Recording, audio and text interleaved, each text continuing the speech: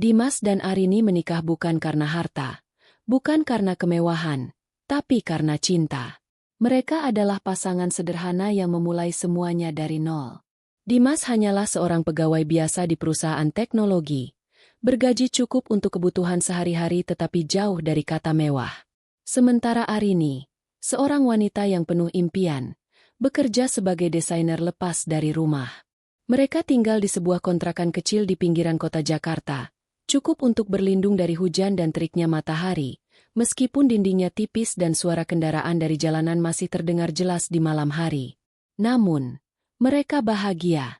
Makan seadanya bukan masalah, asalkan bisa makan bersama. Tidur di kasur tipis pun tak jadi soal, asalkan bisa tertawa sebelum tidur. Hidup mereka dipenuhi canda, meskipun kadang diselingi keluhan kecil tentang harga kebutuhan yang terus naik. Suatu hari, saat mereka berjalan-jalan di sebuah pusat perbelanjaan, Arini melihat sebuah kalung di etalase toko perhiasan. Kalung sederhana dengan liontin kecil berbentuk bunga. Tidak terlalu mencolok, tetapi bagi Arini, itu adalah sesuatu yang indah. "Mas, lihat deh, kalungnya cantik banget." Dimas ikut menatap ke arah yang dimaksud. Ia tersenyum, lalu mendekat untuk melihat harga yang tertera di bawahnya. Sejenak, Dimas terdiam. Nominal yang tertera jauh di luar jangkauannya saat itu. Bahkan, jumlahnya lebih besar dari setengah gajinya. Ia menelan ludah dan tersenyum kecil, berusaha menyembunyikan rasa getir dalam hatinya. "Suka?" tanyanya sambil menoleh ke Arini. Arini tersenyum, tetapi dengan cepat menggeleng. "Enggak kok, cuma lihat aja." Namun, Dimas bisa melihat bagaimana matanya berbinar saat menatap kalung itu. Malam itu, saat mereka pulang, Dimas memandangi langit-langit kamar dengan pikiran yang terus berputar. Ia ingin membelikan kalung itu untuk Arini. Bukan karena Arini memintanya, karena ia tidak pernah meminta apapun, tapi karena ia ingin membahagiakannya. Karena ia tahu, kalung itu adalah sesuatu yang diinginkan istrinya. Sesuatu yang bisa membuatnya tersenyum lebar. Namun, dengan gajinya saat ini, itu tidak mungkin. Dan disitulah segalanya dimulai. Perjuangan dimulai. Dimas mulai bekerja lebih keras. Ia datang lebih pagi dan pulang lebih malam. Jika sebelumnya ia hanya menyelesaikan pekerjaannya sesuai target, kini ia berusaha lebih dari itu. Ia ingin naik jabatan, ingin mendapatkan penghasilan yang lebih besar. Ia mulai belajar keterampilan baru di waktu luangnya. Mengikuti kursus online, membaca buku tentang bisnis dan teknologi, mencari cara agar bisa berkembang di pekerjaannya. Namun, perjuangan itu datang dengan harga. Arini mulai sering makan malam sendirian. Dulu, setiap malam mereka selalu makan bersama, berbagi cerita tentang hari mereka, tertawa tentang hal-hal kecil. Namun, sekarang piring di meja sering hanya terisi untuk satu orang.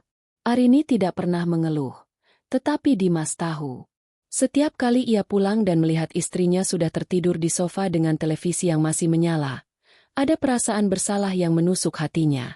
Namun, ia menghibur dirinya sendiri dengan satu pemikiran. "Aku kehilangan banyak waktu bersamamu, tapi tidak apa-apa. Yang penting aku bisa membahagiakanmu. Mungkin bukan hari ini, bukan besok, tapi suatu saat nanti, ia akan bisa membelikan kalung itu untuk Arini." Dimas tidak tahu bahwa perjuangan ini akan membawanya ke titik yang tidak pernah ia bayangkan sebelumnya. Perjuangan Dimas akhirnya membuahkan hasil. Ia dipromosikan menjadi manajer proyek, sebuah pencapaian yang sudah lama ia impikan. Namun, dengan kenaikan jabatan itu, datang pula beban kerja yang semakin besar. Pulang malam sudah menjadi kebiasaan. Kadang bahkan ia harus pergi keluar kota selama beberapa hari. Dalam semua kesibukan itu, ia tidak pernah benar-benar khawatir, karena ia percaya satu hal, Arini ada di rumah, dan Bayu ada untuk menjaganya. Ketika Bayu meminta izin untuk menumpang tinggal sementara, Dimas tidak berpikir panjang. "Udah, Bey, nggak usah sungkan. Anggap aja rumah sendiri." Arini pun menyambutnya dengan ramah. Selama ini, ia sudah menganggap Bayu seperti adik kandungnya sendiri.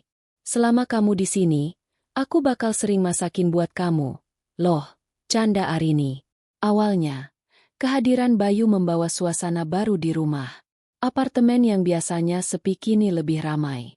Ada yang menemani Arini berbicara, ada yang membantu mengangkat belanjaan, ada yang sesekali melontarkan candaan. Namun, perlahan, semuanya mulai berubah. Kesibukan Dimas membuatnya sering menyerahkan berbagai urusan rumah kepada Bayu, termasuk menemani dan mengantar Arini jika ada keperluan. "Bey, tolong antar Mbak Arini ke kantor kliennya, ya? Aku lagi nggak bisa nemenin." "Bayu, kalau Arini perlu apa-apa, kamu bantuin, ya?" Bayu selalu mengangguk tanpa ragu. "Siap, Mas. Tenang aja." Sejak saat itu, Bayu menjadi lebih sering menemani Arini kemana-mana. Jika Arini ingin ke supermarket, Bayu yang mengantarnya. Jika ada barang yang harus diambil, Bayu yang membawakannya. Jika Arini sekadar ingin duduk santai di kafe, Bayu pun ikut menemaninya. Dimas percaya sepenuhnya. Namun, yang tidak ia sadari, kepercayaan itu perlahan mulai diuji. Sebuah momen yang mengubah segalanya. Suatu siang, Arini bersiap pergi ke sebuah acara di kantor kliennya. Ia mengenakan dress sederhana berwarna krem, dengan rambut yang ia sanggul rapi. Wajahnya dirias sedikit, cukup untuk memberi kesan segar. Ketika ia keluar dari kamar, Bayu yang sedang duduk di sofa refleks menoleh. Untuk sesaat, ia terpaku. Arini terlihat berbeda. "Bayu, aku udah siap. Ayo kita berangkat." Bayu tersadar dari lamunannya dan segera berdiri. "Iya, Mbak. Bagus bajunya." Arini tersenyum kecil. "Makasih." Mereka pun berangkat. Namun, sepanjang perjalanan, Bayu merasa gelisah. Ada sesuatu yang aneh, sesuatu yang tidak pernah ia rasakan sebelumnya. Saat Arini turun dari motor dan melangkah masuk ke gedung perkantoran, Bayu masih duduk di atas motornya, memperhatikannya. Dalam hati, ia bergumam, "Mbak Arini, cantik juga, ya." Sejak saat itu, sesuatu dalam dirinya mulai berubah. Arini yang mulai terbiasa dengan kehadiran Bayu. Awalnya, Arini hanya menganggap Bayu sebagai adik yang selalu siap membantunya. Namun, tanpa ia sadari, ia mulai terbiasa dengan keberadaan Bayu di hidupnya. Jika ia membutuhkan sesuatu, Bayu selalu ada. Ketika ia merasa kesepian, Bayu yang menemaninya berbicara. Ketika ia kerepotan membawa barang belanjaan, Bayu yang membawakannya. Ketika ia merasa sedih karena Dimas terlalu sibuk, Bayu yang menghiburnya. Perlahan, tanpa ia sadari, ia mulai bergantung pada kehadiran Bayu. Dan itulah awal dari sebuah kesalahan. Sejak kecil, Dimas terbiasa memikul tanggung jawab yang besar. Setelah ayahnya meninggal dunia, ia adalah satu-satunya harapan keluarga. Ia bekerja keras bukan hanya untuk dirinya sendiri, tetapi juga untuk adik-adiknya yang masih kecil. Kenaikan gaji setelah menjadi manajer proyek memang membantu, tetapi tetap saja, beban keuangan semakin besar. Sekolah adik-adiknya butuh biaya. Rumah ibunya di kampung perlu diperbaiki. Kebutuhan sehari-hari semakin mahal. Dan di tengah semua itu, ada satu janji yang belum ia tepati. Janji untuk membelikan Arini kalung impiannya. Dimas selalu menyisihkan sedikit dari gajinya untuk tabungan. Setiap bulan, ia menatap jumlahnya yang bertambah perlahan, berharap suatu hari bisa cukup untuk membeli kalung yang dulu diinginkan Arini. Namun, malam itu, ketika ia mengecek saldo tabungannya, ia hanya bisa terdiam. Uang yang ada di rekeningnya belum cukup. Bukan karena ia tidak berusaha, tapi karena selalu ada hal lain yang lebih mendesak. Setiap kali tabungannya mulai terkumpul, selalu ada kebutuhan lain yang menghabiskannya. Dimas menutup layar ponselnya dan menghela napas panjang. Rasanya seperti berlari tanpa garis akhir. Malam itu, saat ia melihat Arini. Hari itu, Dimas pulang lebih larut dari biasanya. Kantornya sedang dalam tahap proyek besar, dan ia harus menyelesaikan banyak laporan. Ketika ia membuka pintu apartemen, Lampu ruang tamu masih menyala redup. Di atas sofa, Arini tertidur dengan posisi menyamping. Selimut tipis menutupi tubuhnya. Rambutnya sedikit berantakan, dan napasnya terdengar lembut. Dimas berdiri di ambang pintu, menatap istrinya dalam diam. Lelah di wajahnya perlahan berubah menjadi sesuatu yang lain, perasaan bersalah. Ia berjalan mendekat, berlutut di samping sofa, lalu membelai lembut rambut Arini. "Maaf," bisiknya nyaris tanpa suara. "Maaf, aku belum bisa membahagiakanmu." Matanya melirik ke jari Arini, ke cincin pernikahan yang masih melingkar di sana. Cincin itu sederhana, bukan emas mahal, bukan berlian berkilau, hanya sebuah lingkaran kecil yang dulu mereka beli dengan tabungan seadanya. Dimas tersenyum kecil. Dulu, Arini menerima semua itu tanpa mengeluh. Tapi, apakah sekarang ia masih bahagia? Ia mengingat kembali senyum Arini saat melihat kalung di etalase toko perhiasan dulu. Senyum kecil yang penuh harapan, tetapi dengan cepat ia sembunyikan. Seolah ia tahu bahwa itu hanyalah mimpi yang terlalu jauh. Setidaknya, kalung itu. Dimas menggenggam jemari Arini dengan lembut. Setidaknya, kalung itu bisa membuatmu tersenyum. Namun, ia tahu, tabungannya belum cukup. Ia harus bekerja lebih keras. Ia harus mengumpulkan lebih banyak uang. Karena jika ia tidak bisa selalu ada untuk Arini, setidaknya ia ingin memberikan sesuatu yang bisa membuatnya bahagia. Dimas menghela napas panjang, lalu mencium kening istrinya sebelum akhirnya beranjak menuju kamar. Di ruang tamu yang sunyi, Arini masih terlelap. Ia tidak mendengar kata-kata suaminya, tidak melihat bagaimana Dimas menatapnya penuh cinta dan penyesalan. Dan di dalam kamar, Dimas berbaring menatap langit-langit, memikirkan bagaimana cara ia bisa lebih cepat membeli kalung itu. Ia tidak tahu bahwa sementara ia berjuang untuk membahagiakan istrinya, ada sesuatu yang perlahan mulai menjauh dari genggamannya. Pagi itu, Dimas duduk di meja kerjanya, menatap layar laptop dengan senyum puas. Akhirnya, kerja kerasnya membuahkan hasil. Ia baru saja menerima kabar dari atasannya bahwa ia akan memimpin proyek besar di luar kota selama 1 bulan penuh. Gajinya jauh lebih besar dari proyek-proyek sebelumnya. Dan itu berarti, ia bisa membeli kalung impian Arini. Begitu mendengar kabar itu, ia segera menelepon istrinya.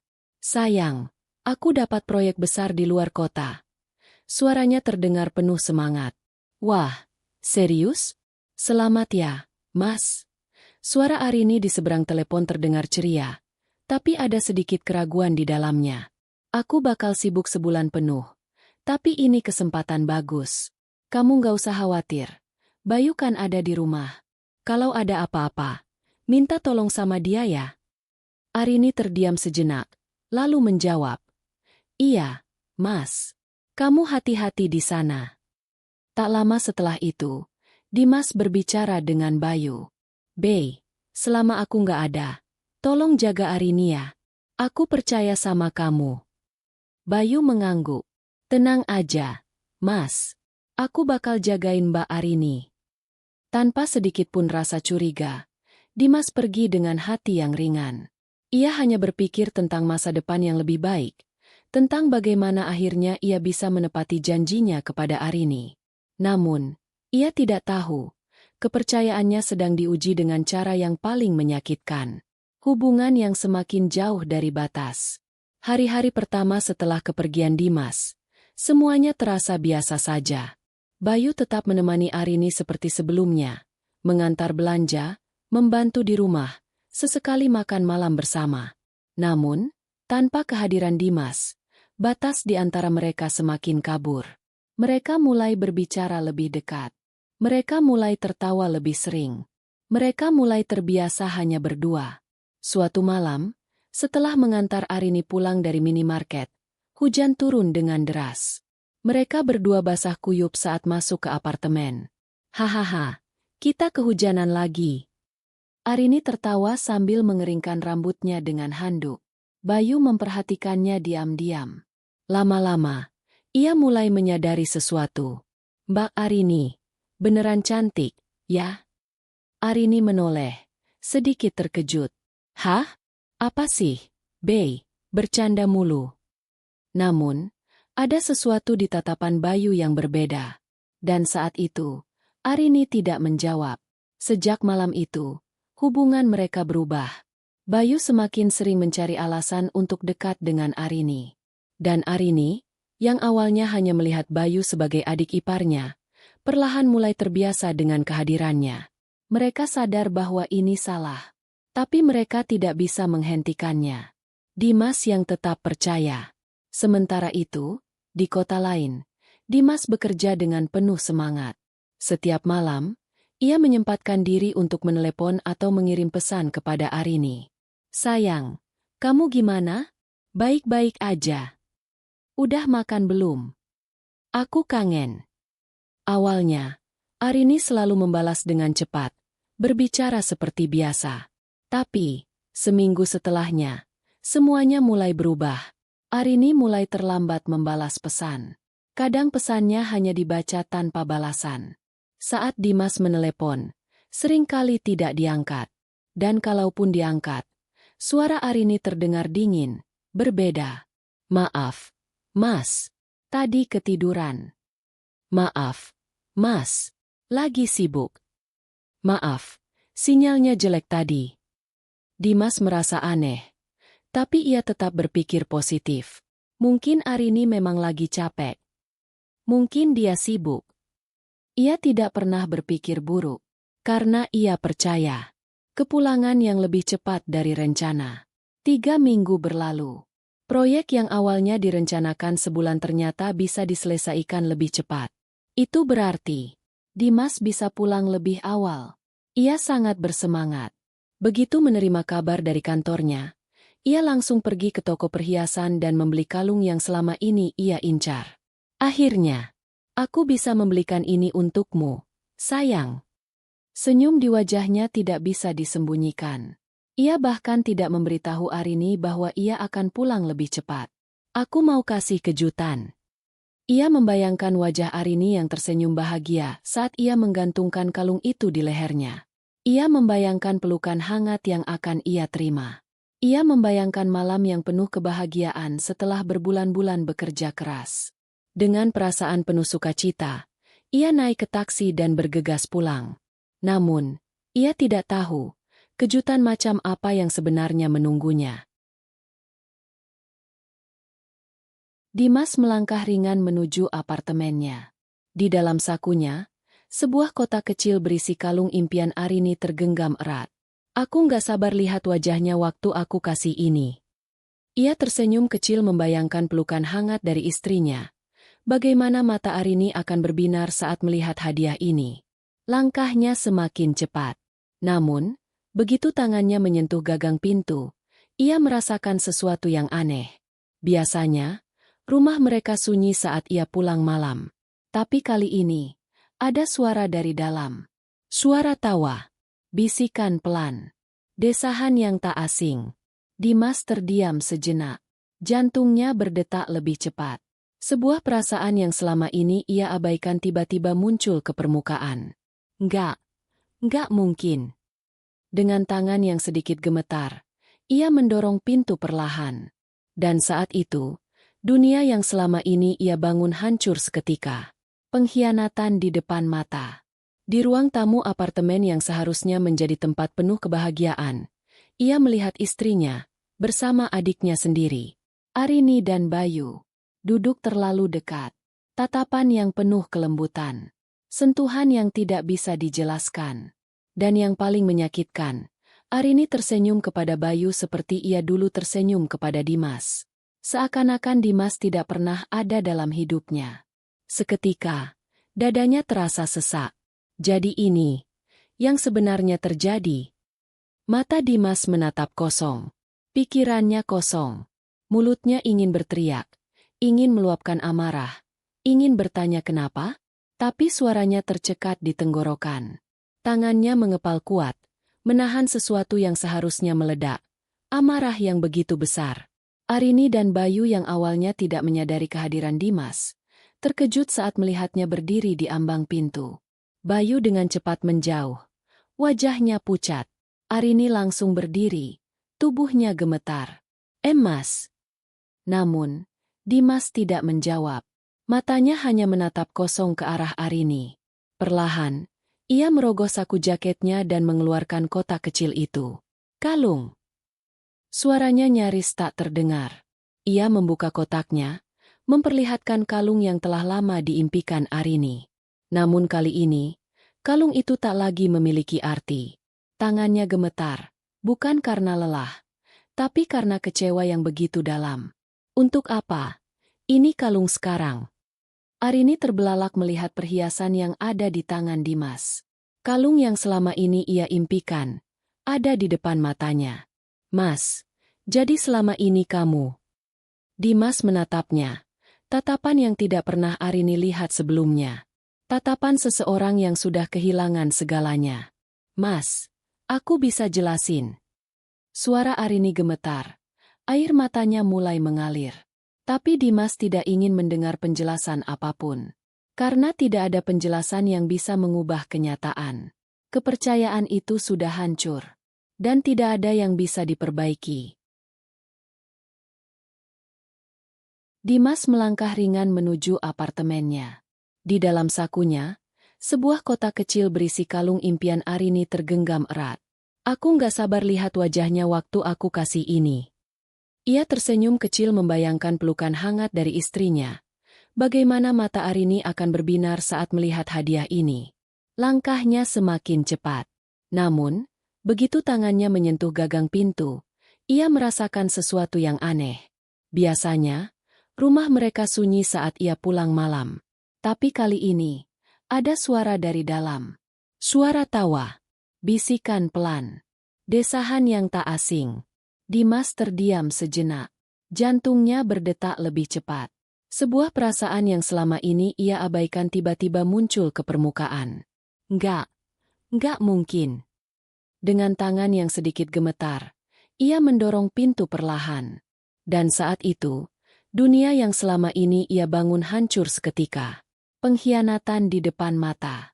Di ruang tamu apartemen yang seharusnya menjadi tempat penuh kebahagiaan, ia melihat istrinya, bersama adiknya sendiri, Arini dan Bayu, duduk terlalu dekat. Tatapan yang penuh kelembutan. Sentuhan yang tidak bisa dijelaskan. Dan yang paling menyakitkan, Arini tersenyum kepada Bayu seperti ia dulu tersenyum kepada Dimas. Seakan-akan Dimas tidak pernah ada dalam hidupnya. Seketika, dadanya terasa sesak. Jadi ini, yang sebenarnya terjadi. Mata Dimas menatap kosong. Pikirannya kosong. Mulutnya ingin berteriak, ingin meluapkan amarah, ingin bertanya kenapa, tapi suaranya tercekat di tenggorokan. Tangannya mengepal kuat, menahan sesuatu yang seharusnya meledak. Amarah yang begitu besar. Arini dan Bayu yang awalnya tidak menyadari kehadiran Dimas, terkejut saat melihatnya berdiri di ambang pintu. Bayu dengan cepat menjauh. Wajahnya pucat. Arini langsung berdiri. Tubuhnya gemetar. Mas. Namun, Dimas tidak menjawab. Matanya hanya menatap kosong ke arah Arini. Perlahan, ia merogoh saku jaketnya dan mengeluarkan kotak kecil itu. Kalung. Suaranya nyaris tak terdengar. Ia membuka kotaknya, memperlihatkan kalung yang telah lama diimpikan Arini. Namun kali ini, kalung itu tak lagi memiliki arti. Tangannya gemetar. Bukan karena lelah, tapi karena kecewa yang begitu dalam. Untuk apa? Ini kalung sekarang. Arini terbelalak melihat perhiasan yang ada di tangan Dimas. Kalung yang selama ini ia impikan, ada di depan matanya. Mas, jadi selama ini kamu. Dimas menatapnya. Tatapan yang tidak pernah Arini lihat sebelumnya. Tatapan seseorang yang sudah kehilangan segalanya. Mas. Aku bisa jelasin. Suara Arini gemetar. Air matanya mulai mengalir. Tapi Dimas tidak ingin mendengar penjelasan apapun. Karena tidak ada penjelasan yang bisa mengubah kenyataan. Kepercayaan itu sudah hancur. Dan tidak ada yang bisa diperbaiki. Pesan yang bisa kita ambil dari cerita ini adalah, kepercayaan adalah sesuatu yang dibangun dengan waktu, pengorbanan, dan ketulusan. Tetapi sekali dikhianati, ia tidak akan pernah kembali seperti semula. Dimas telah berjuang, mencintai, dan mempercayai dengan sepenuh hati. Namun cinta tanpa kepercayaan hanyalah kebohongan yang indah. Pengkhianatan bukan hanya menyakiti, tapi juga menghancurkan. Dan ketika kepercayaan itu hilang, tak ada hadiah, tak ada penyesalan, tak ada kata maaf yang bisa mengembalikannya.